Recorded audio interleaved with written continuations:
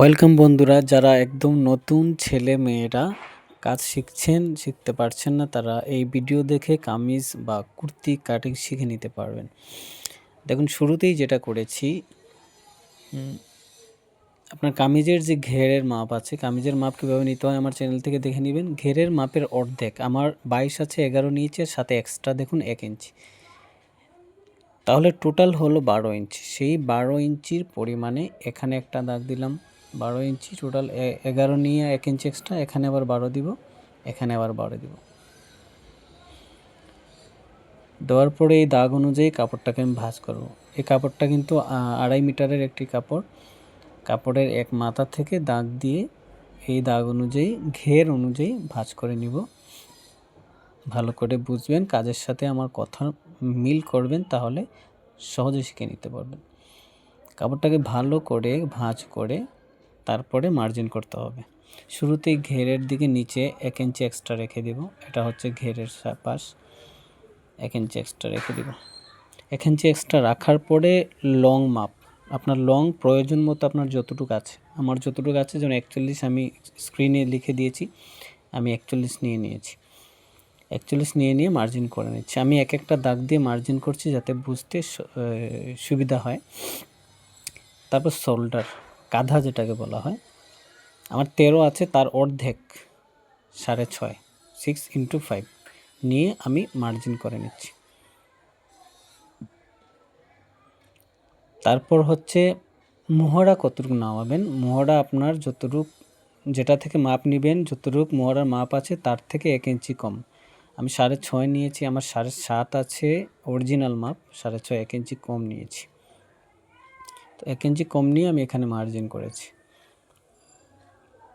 Margin করার পরে এই যে লম্বার যে লংয়ের যে দাগটা আছে, এই জায়গা থেকে আপনি কোমরের যে কাটা সাইড কাটা হয়, কাটার যে লং মাপটা 20 ইঞ্চি নিতে পারেন। 20 ইঞ্চি নিয়ে নিলাম। 20 ইঞ্চি নিয়ে আনার পরে দাগ দিলাম। এখানে দুটোর মিডিল করবেন, এই দুটা দাগের মিডিল করবেন, ফিতা দিয়ে মেপে মিডিল যেখানে, এখানে মিডিল করে নেবেন। তো মিডিল করার কারণ কি, এখানে 3টা দাগ হলো। 3টা দাগ হচ্ছে আপনার, একটা হচ্ছে বুকের লুজ, পেটের লুজ, কোমরের লুজ। 3টা সূত্র দেখিয়ে দিলাম। 3টা সূত্রে আপনার মাপ বেরিয়ে গেল। তারপর এখানে বুকের লুজটা যতটুকু আছে অর্ধেক, আমার 20 ইঞ্চি আছে, আমি 10 ইঞ্চি অর্ধেক দিয়েছি। তারপর আমার 17 আছে পেটের লুজ, আমি অর্ধেক দিয়েছি। তারপর আমার 19 আছে কোমরের লুজ, আমি তার অর্ধেক দিয়েছি, 9x5। তারপর 1 ইঞ্চি 2 সুতা এক্সট্রা, 1x2, সবগুলোতে 1 ইঞ্চি 2 সুতা পরিমাণ এক্সট্রা মার্জিন করে নিলাম। মার্জিন করে নেওয়ার পরে মোহরার যে শেপটা আছে, শেপের জন্য দেখুন এখানে এই দাগ থেকে ফিতাটা রেখে এই দাগ পর্যন্ত ফিতাটাকে ভেঙে এখানে দাগ দিয়ে দেব। মিডিল হয়ে গেল, এখান থেকে রাউন্ড করে দিবেন এই দাগ পর্যন্ত, বাস এই মোহরার দাগ হয়ে গেল, রাউন্ড হয়ে গেল। তারপর হচ্ছে ঘেরের এখানে একটা দাগ দিয়ে দিবেন। ঘের তো আমি ঘেরের মাপে তো কাপড়টাকে ভাঁজ করে নিয়েছি, মাপ না নিলেও হয়, কিন্তু আপনাদেরকে বোঝানোর জন্য মাপটা নিতে হচ্ছে। এই যে ঘেরটা আছে,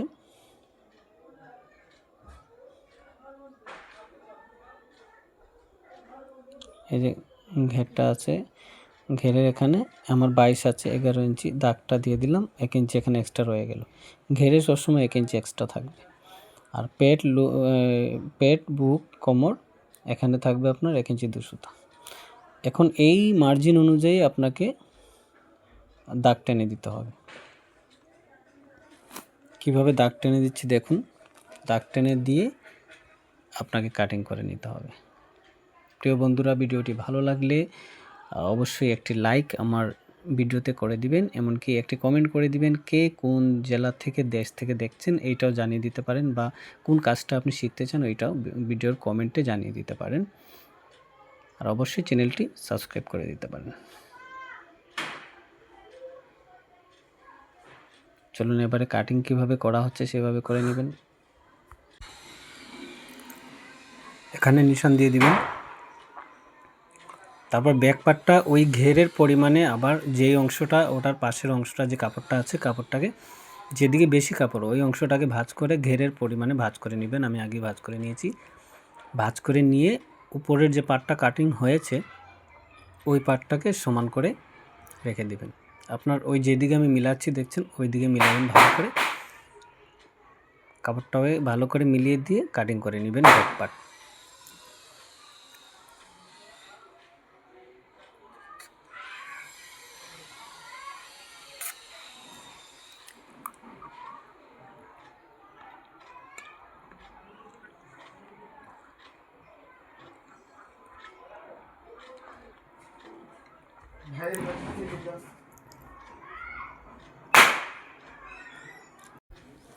নিশান দিয়ে দিবেন দুটো বডি, নিশান দিয়ে দেখুন দু পার্ট কিন্তু কাটিং হয়ে গেল, দুটা বডি। এবারে যে অংশটা বেরিয়েছে, দুটা টুকরা বেরিয়েছে, এই দুটো টুকরা থেকে আপনার হাত কাটিং করা হবে।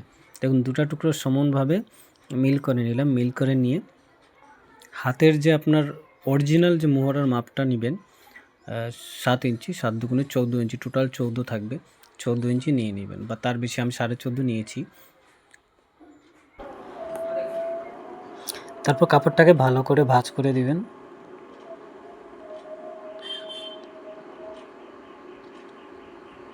কাপড়টাকে ভাঁজ করে দিয়ে এখানে দেখুন আমার একটু বেশ কম কাপড় আছে, ছোট বড়, এটাকে আমি কেটে সমান করে দিব। সমান করে দেওয়ার পরে এখানে 1/2 ইঞ্চি 0.5 ইঞ্চি এক্সট্রা রেখে দিব, ওইটা সেলাই করার জন্য এক্সট্রা কাপড় থাকবে। আর এই মাথা দিয়ে আপনার 3x5 3.5 ইঞ্চি একটা দাগ দেবেন। দাগ দিয়ে একদম কর্নারে একটা কোনা করে দাগ হবে, খেয়াল করে দেখবেন, এই যে এইভাবে একদম কর্নারে দাগটা হবে। এই দাগ থেকে এখন আমাকে মূল যে লম্বা আপনার প্রয়োজন মতো, আমার যতটুকু লম্বা আছে আমি ততটুকু নিয়ে নিচ্ছি, আপনার প্রয়োজন মতো লম্বা নিয়ে নেবেন। যেমন আমার 16.5 আছে, 16x5 আমি 16.5 ইঞ্চি দাগ দিয়ে দিলাম। তারপর একটা সোজা মার্জিন হবে। তারপর হাতের মুখ যতটুকু আছে আপনার প্রয়োজন মতো, আমার 10 আছে, তার অর্ধেক আমি 5 ইঞ্চি নিয়ে নিলাম। তারপর এক্সট্রা 1 ইঞ্চি সেলাইয়ের জন্য। তারপর এদিকে আবার এক্সট্রা 1 ইঞ্চি ফিতা দিয়ে মেপে নিয়ে নেবেন। 1 ইঞ্চি মুখটাকে, হাতের মুখটাকে ফোল্ডিং করার জন্য এক্সট্রা 1 ইঞ্চি। তারপর খেয়াল রাখবেন এখানে মার্জিন হবে, শেপ কাট যেভাবে রেখেছি সেভাবে রেখে মার্জিন করে নেবেন। তারপর হাতের মোহরার যে রাউন্ড আছে রাউন্ডটা দিতে হবে। রাউন্ডটা দিতে হলে আপনাকে প্রথমে এখানে 2 ইঞ্চি একটা, এই দেখুন এখানে একটা 2 ইঞ্চি বা 2.5 ইঞ্চি এরকম একটা দাগ দিয়ে এই রাউন্ড এইভাবে নিয়ে এই দাগে ঢুকে যাবেন ভিতরে, এই যে, তাহলে সহজ হবে। এবারে আপনি কাটিং করে নেবেন।